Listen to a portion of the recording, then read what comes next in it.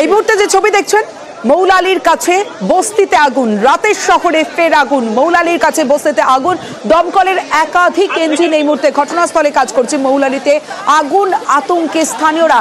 সরাসরি চলে যাব, আমার সঙ্গে প্রতিনিধি রৌনক রয়েছে, রৌনকের সঙ্গে কথা বলবো। সরাসরি চলে যাব। রৌনক, কটা ইঞ্জিন এই মুহূর্তে কাজ করছে, কিভাবে আগুন লাগলো, এই মুহূর্তে কি পরিস্থিতি ঠিক? দেখো, ইতিমধ্যে দমকলের 5টি ইঞ্জিন ঘটনাস্থলে, মৌলালির ঠিক পাশেই ডক্টর সুরেশ সরকার রোড এবং সেই রোডের পাশে একটি বস্তি রয়েছে। সেই বস্তিতে ঠিক 8:35 নাগাদ দমকলের কাছে খবর আসে যে আগুন লেগেছে এবং দমকলের 5টি ইঞ্জিন ইতিমধ্যে কাজ করছে। ফায়ার অ্যারেস্ট করা সম্ভব হয়েছে এবং কার্যত কোথাও কোথাও পকেট ফায়ার রয়েছে কিনা তা কিন্তু খতিয়ে দেখছে দমকল কর্মীরা। অত্যন্ত ঘনবসতি অঞ্চল, প্রায় 50টির কাছাকাছি পরিবার এখানে বসবাস করে। এই আগুনের ক্ষেত্রে প্রায় 3টি বাড়ি কিন্তু কার্যত পুড়ে গেছে, কিন্তু এখনো পর্যন্ত যেটা খবর, কোনো হতাহতের কোনো খবর নেই।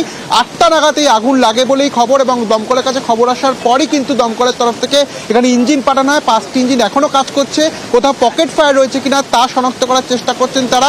ইতিমধ্যে যে কুলিং প্রসেস, সেই কুলিং প্রসেস শুরু হয়েছে, যেটা চিন্তার বিষয় ছিল দমকল কর্মীদের কাছে, যেহেতু ঘনবসতিপূর্ণ অঞ্চল, পাশাপাশি লাগোয়া প্রত্যেকটি বাড়ি, সেক্ষেত্রে আগুন যত দ্রুত ছড়িয়ে পড়লে সমস্যা বাড়তো। কিন্তু আপাতত ফায়ার অ্যারেস্ট করা সম্ভব হয়েছে এবং আশেপাশে যে কটি বাড়ি রয়েছে সেখান থেকে মানুষজনকে সরিয়ে ফেলা হয়েছে এবং যাতে ফায়ার যাতে ছড়িয়ে না পড়ে সেই কারণে কিন্তু যে পুরো এলাকার, গোটা এলাকায় যে বিদ্যুৎ, সেই বিদ্যুৎ কিন্তু বিচ্ছিন্ন করা হয়েছে।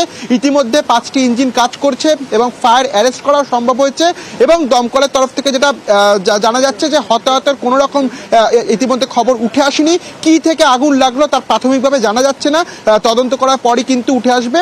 এবং যে ঘনবসতিপূর্ণ অঞ্চল, এখানে আগুন লাগার ফলে কার্যত যারা আশেপাশের মানুষজন রয়েছে এবং এখানকার যারা বাসিন্দা তাদের মধ্যে কিন্তু আতঙ্ক ছড়িয়েছে।